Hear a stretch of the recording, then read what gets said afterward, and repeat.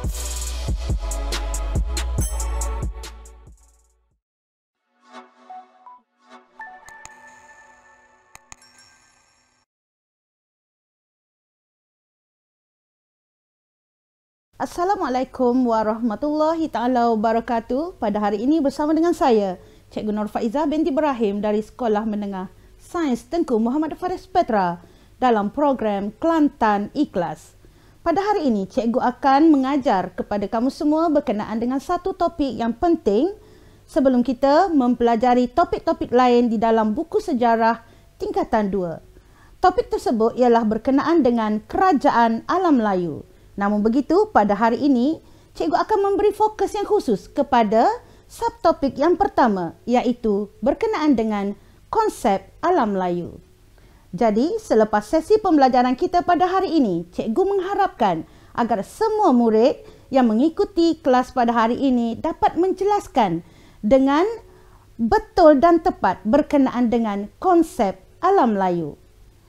Okey, seterusnya, kita lihat dahulu apakah pengenalan tentang alam Melayu. Adakah kamu sebagai pelajar, kamu mengetahui apa yang dimaksudkan dengan alam Melayu?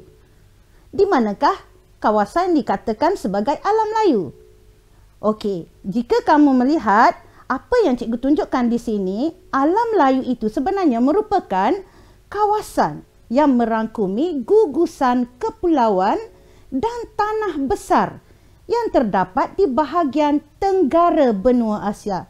Cikgu dah highlightkan dengan warna yang merah supaya kamu dapat lihat dengan jelas. Okey, jadi di manakah yang dikatakan di bahagian tenggara benua Asia tersebut? Di mana lokasinya? Okey, lokasinya adalah di Asia Tenggara. Jadi negara manakah yang terdapat di dalam Asia Tenggara itu? Sudah tentulah salah satu negaranya ialah negara kita, iaitu Malaysia. Dan terdapat juga negara-negara lain yang menjadi jiran kepada negara kita, iaitu negara kepulauan seperti Indonesia, seperti Filipina, Singapura, dan negara yang bersambung dengan negara kita seperti Thailand dan sebagainya. Okey, seterusnya kita tengok pula dari segi istilah. Macam-macam orang panggil berkenaan dengan alam Melayu. Ada yang menggelarkannya dengan panggilan Kepulauan Melayu. Ada pula yang memanggilnya Dunia Melayu. Tidak salah, semuanya betul. Dan panggilan ini biasanya disebut mengikut peredaran zaman.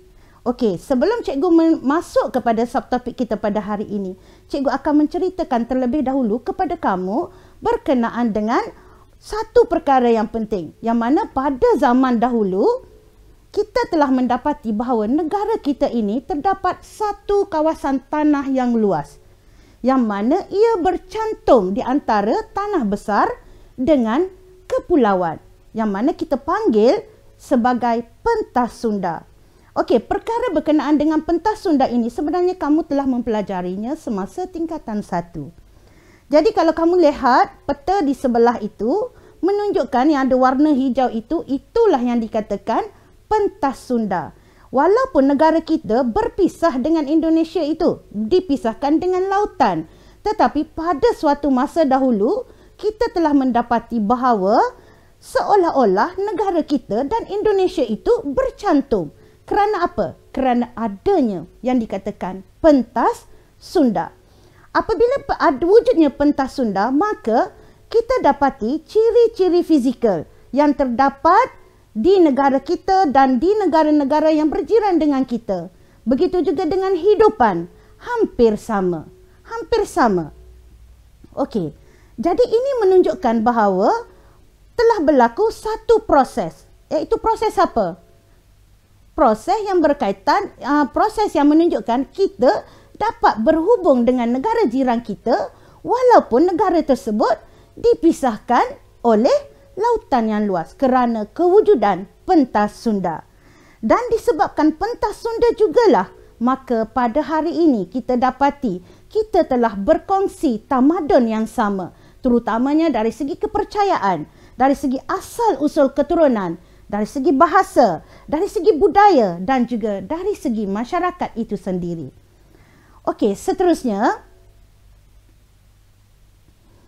Okey, daripada perkara yang cikgu huraikan sebentar tadi, maka dekat sini jelaslah kepada kita dapat melihat konsep alam Melayu itu dari 3 aspek yang utama. Yang pertamanya ialah dari aspek geografi.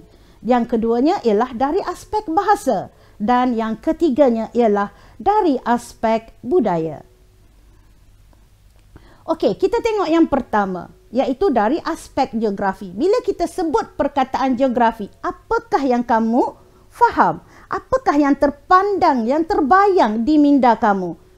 Kita sebut geografi, kita akan nampak peta. Kita sebut geografi, kita akan nampak lokasi, sesuatu tempat. Okey, jadi kalau kita bincang dari aspek geografi, istilah alam Melayu ini, konsep alam Melayu ini, ia menunjukkan kepada kita lokasi. Okey, kita tengok pandangan Profesor Emeritus Datuk Nik Hassan Suhaimi, Nik Abdul Rahman, seorang ahli arkeologi. Beliau mengatakan alam Melayu ini meliputi kawasan Madagaskar hinggalah ke Tanah Melayu, Papua New Guinea, Australia, New Zealand, Kepulauan Pasifik sehinggalah ke Taiwan. Okey, para pelajar, kamu boleh tengok peta yang cikgu letakkan dekat situ. Kita telah dibuat satu lingkungan yang menunjukkan pada pandangan Profesor Emeritus Datuk Nik Hassan Suhaimi, itulah yang dikatakan alam Melayu. Okey, seterusnya kita tengok pula pada pandangan tokoh yang lain. Okey, seterusnya kita tengok pada pandangan tokoh yang lain, iaitu Abdul Hadi Haji Hassan yang merupakan seorang ahli akademik. Beliau mengatakan alam Melayu ini merupakan satu lingkungan geografi yang luas meliputi Kepulauan Melayu sehinggalah ke selatan Thailand. Okey, seterusnya kita tengok lagi pandangan tokoh-tokoh yang lain, iaitu Profesor Emeritus Tan Sri Datuk Pendeta Dr. Ismail Hussein. Beliau merupakan seorang ahli bahasa dan kebudayaan yang mana beliau mengatakan bahawa dunia Melayu adalah meliputi selatan Vietnam, Kemboja, selatan Myanmar, segenting Kera, Malaysia, Indonesia, Brunei dan juga Filipina. Kamu boleh lihat peta yang cikgu tunjukkan di situ, yang mana kawasan yang disebutkan oleh Profesor Emeritus Tan Sri Datuk Profesor Dr. Ismail Hussein telah dibuat satu gambar rajah yang mana ada lingkungan di situ. Jadi kamu nampak di situlah pada pandangan beliau itulah dunia Melayu. Okey, seterusnya kita tengok pula dari sudut pandangan Alfred Russel Wallace yang merupakan sarjana barat. Beliau mengatakan bahawa Kepulauan Melayu ini meliputi Tanah Melayu sehinggalah ke Tanah Serim dan Kepulauan Nicobar di Filipina. Dan beliau juga mengatakan ia meliputi Kepulauan Solomon hinggalah ke Papua New Guinea. Okey, seterusnya kita lihat pula dari sudut pandangan Profesor Dr. Ding Chu Ming. Beliau merupakan pengkaji manuskrip Melayu. Beliau mengatakan dunia Melayu ini merupakan sebuah kawasan yang luas meliputi Malaysia, Indonesia, Brunei, Singapura, selatan Thailand dan juga Filipina. Okey, seterusnya kita tengok pula dari aspek bahasa. Apakah yang dimaksudkan dengan konsep Melayu, konsep alam Melayu dari aspek bahasa? Okey, melalui aspek bahasa kita dapati konsep alam Melayu ini dapat dilihat dari aspek penggunaan bahasa serumpun yang dikaitkan dengan bahasa Melayu. Dan kita harus mengetahuinya bahawa bahasa Melayu ini sebenarnya tergolong dalam bahasa Austronesia yang sebelum ini dikenali dengan panggilan Polynesia, yang mana ia merupakan antara 200 bahasa yang dipertuturkan di alam Melayu. Okey, mengikut pandangan Profesor Emeritus Datuk Dr. Asma Haji Omar, beliau merupakan seorang tokoh bahasa. Beliau mengatakan bahawa bahasa serumpun di alam Melayu ini mempunyai perkaitan dengan bahasa etnik pribumi. Jadi bagaimanakah kita hendak mengetahui apa yang dikatakan dengan perkaitan dengan bahasa etnik pribumi? Jadi persamaan ini mengikut Profesor Emeritus Datuk Dr. Asma Haji Omar, kita dapat kenal pasti melalui kata-kata tertentu. Jadi daripada kata-kata tertentu itu, apabila kita membuat perbandingan bahasa-bahasa serumpun ini, kita mendapati bahawa terdapat pertalian kekeluargaan antara bahasa-bahasa ini dengan bahasa Melayu. Okey, seterusnya kita tengok apakah contoh persamaan bunyi perkataan bagi beberapa etnik di alam Melayu. Okey, kita tengok yang pertama. Dalam bahasa Melayu, kita memanggilnya nombor 4. Tetapi jikalau kita tengok dalam bahasa Jawa, mereka memanggilnya papat. Dalam bahasa Melayu Brunei, mereka memanggil nombor 4 itu dengan panggilan ampat. Manakala dalam bahasa Tagalog di Filipina, mereka memanggilnya apat. Bagi bahasa Melanau, di Sibu, Sarawak, mereka memanggilnya dengan lebih ringkas, pat. Dan bagi bahasa Kadazan Dusun di Sabah, mereka juga memanggilnya seperti dengan bahasa Tagalog, iaitu apat. Jadi di sini kita dapati terdapat persamaan dari segi bunyi. Kalau yang depan pun tak sama, tapi yang belakangnya, yang pat tu adalah sama. Itulah yang dikatakan serumpun. Okey, seterusnya kita tengok perkataan nombor 5. Okey, bahasa Melayu kita panggil 5. Bahasa Jawa kita panggil 5. Bahasa Melayu Brunei kita panggil 5. Bahasa Tagalog kita panggil 5 juga.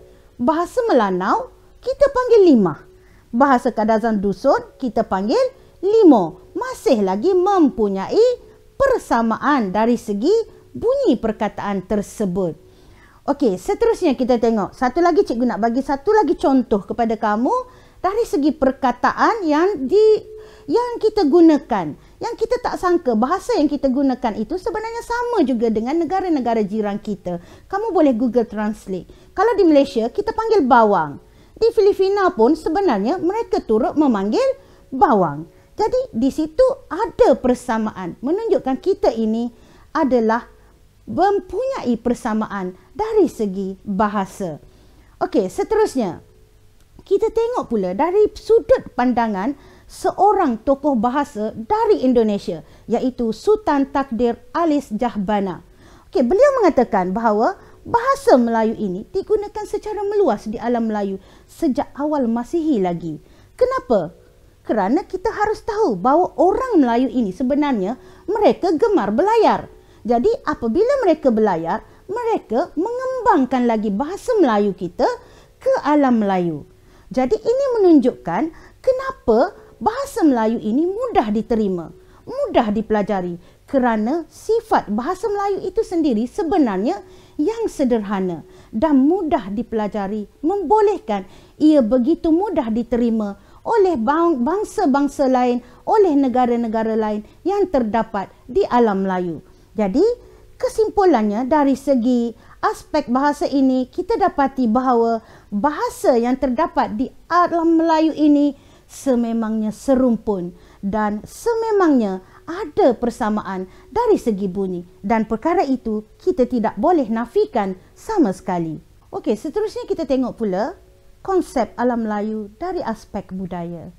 Okey, daripada aspek budaya ini kita dapati alam Melayu ini adalah serumpun dari segi budaya. Hal ini kita dapat lihat dari aspek bahasa dan tulisan seperti yang kita telah bincangkan sebentar tadi. Seterusnya ia dapat dilihat dari aspek struktur sosial. Seterusnya dari segi adat, persuratan, kesenian dan juga kepercayaan. Mengikut Datuk Abdul Aziz Deraman, beliau merupakan seorang budayawan. Beliau mengatakan, sebenarnya kebudayaan di alam Melayu ini telah berkembang maju semenjak dahulu lagi. Hal ini dapat dibuktikan dengan munculnya kepandaian dalam kesenian seperti pembuatan gangsa dan juga seni mempertahankan diri. Dan kamu harus ingat bahawa kedua-dua kepandaian ini adalah berasal dari alam Melayu, ciptaan asli penduduk di alam Melayu. Okey, selain daripada itu, kita lihat pula dari segi nilai serumpun, yang mana wujudnya nilai serumpun dalam masyarakat di alam Melayu. Contohnya seperti aktiviti gotong royong. Di mana-mana negara pun kita tengok di alam Melayu ini, mereka semua menjalankan aktiviti gotong royong, yang mana dengan aktiviti ini dapat mengeratkan lagi silaturahim penduduk di dalam sesebuah negara tersebut. Dan seterusnya kita tengok dari aspek seni pula, kita dapati munculnya persembahan seperti wayang kulit di Kelantan. Tetapi wayang kulit juga terdapat di Pulau Jawa. Dan hal ini jelas kepada kita menunjukkan bahawa dari segi budaya sememangnya kita mempunyai kesepadanan, kesatuan dengan negara-negara yang lain yang terdapat di alam Melayu.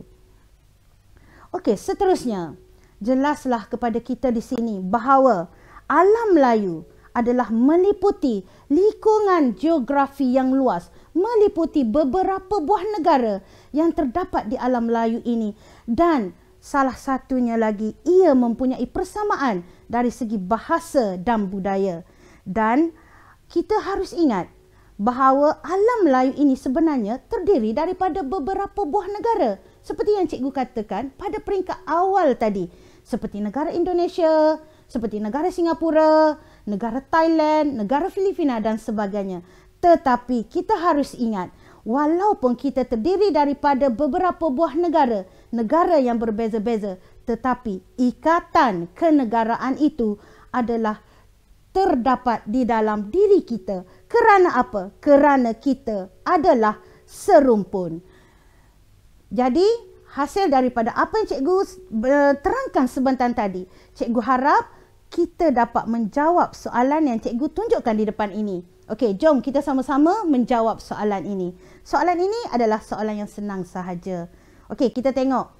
Kenyataannya, alam Melayu merujuk kepada kawasan yang merangkumi Malaysia, Indonesia, Singapura, Brunei, Filipina, Selatan Thailand, Selatan Myanmar dan Selatan Indochina, yang mana ia merupakan sebahagian daripada Asia Tenggara pada hari ini. Jadi, apakah 3 aspek yang menerangkan konsep alam Melayu? Dan cikgu dah terangkan sebentar tadi. Apakah 3 aspek tersebut? Okey, dah keluar dah jawapan. Kita tengok. Yang pertama ialah dari aspek geografi. Dan yang keduanya ialah aspek bahasa. Dan yang ketiganya ialah aspek budaya. Sekiranya kamu menjawab soalan seperti ini, kamu akan mendapat 3 markah. Okey, seterusnya kita tengok soalan yang seterusnya. Namakan 3 orang tokoh yang menjelaskan tentang konsep alam Melayu. Ada banyak tokoh. Ada yang membincangkan tentang konsep geografi. Ada tokoh yang memberikan pandangan berkenaan dengan aspek bahasa.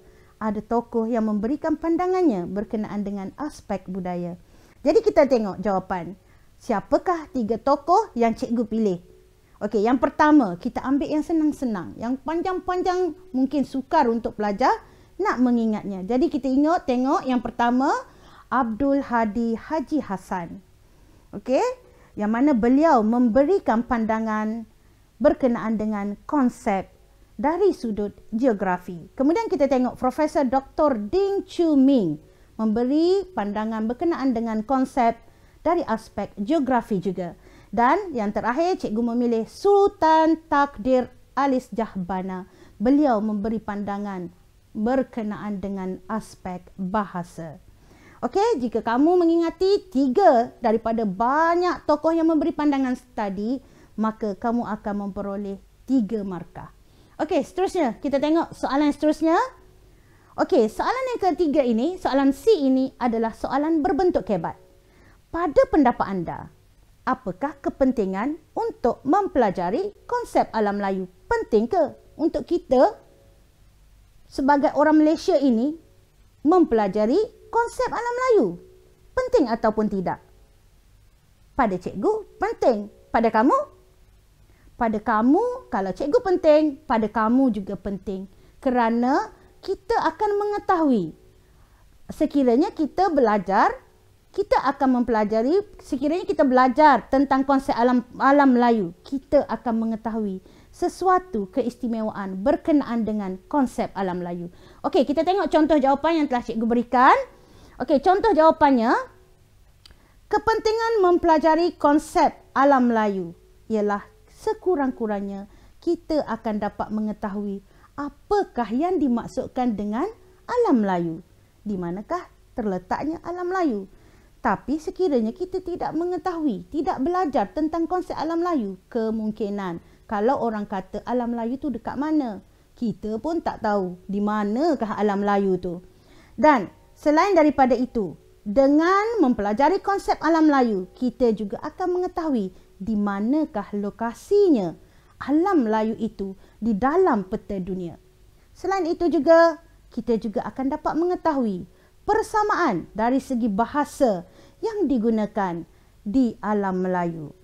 Okey, dari segi jawapan yang cikgu jawab tadi, kamu harus ingat apabila menjawab soalan berbentuk kebat, kita mestilah memulakan jawapan kita dengan pangkal soalan. Okey, kalau kamu tengok soalan itu, pada pendapat anda, apakah kepentingan untuk mempelajari konsep alam Melayu? Jawapan kamu seharusnya bermula dengan kepentingan untuk mempelajari konsep alam Melayu ialah, barulah kamu berikan jawapannya. Okey, daripada jawapan yang cikgu beri contoh itu, cikgu telah tandakan. Okey, yang pertama awak tengok tanda right cikgu itu, cikgu letakkan dekat dimaksudkan. Okey, kita akan mengetahui maksud alam Melayu. Okey, itu satu. Dan yang kedua, kita akan mengenal pasti lokasi alam Melayu. Jadi lokasi itu adalah perkataan yang penting untuk membolehkan kita mendapat markah. Dan yang ketiga ialah kita tengok dari segi bahasa. Okey, dari segi bahasa, cikgu tandakan dekat bahasa menunjukkan dengan mempelajari konsep alam Melayu, kita akan mengetahui persamaan bahasa yang terdapat di alam Melayu dengan bahasa Melayu. Okey, daripada sesi perbincangan cikgu ini, cikgu harapkan semua murid yang mengikuti kelas ini dapat memahami berkenaan dengan konsep alam Melayu dan dapat mengenal pasti cara-cara menjawab soalan ringkas yang telah cikgu berikan sebentar tadi. Jadi, cikgu harap perkongsian ini memberi manfaat kepada kamu untuk belajar. Sehingga kita berjumpa lagi. Sekian.